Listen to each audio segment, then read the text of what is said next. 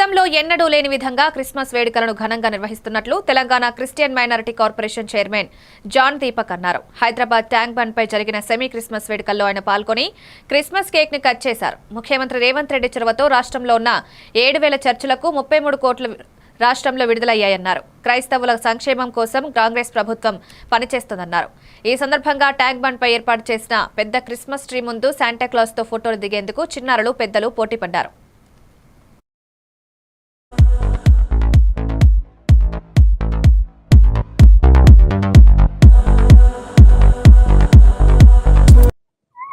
అందరికీ వందనాలు. తెలంగాణ ప్రభుత్వ తరఫు నుంచి మీ అందరికీ క్రిస్మస్ శుభాకాంక్షలు తెలియపరుస్తూ ఏదైతే ట్యాంక్ బండ్ పైన ఈ సెమీ క్రిస్మస్ వేడుకలు ఏర్పాటు చేయడం జరిగిందో ఇది చరిత్రలోనే ఫస్ట్ టైం ఏర్పాటు చేయడం జరిగింది. ఇవంతా కాంగ్రెస్ ప్రభుత్వము రేవంత్ రెడ్డి గారి నాయకత్వంలో వారి యొక్క ఆశీస్సులతోని ఇవంతా జరపడం జరుగుతుంది.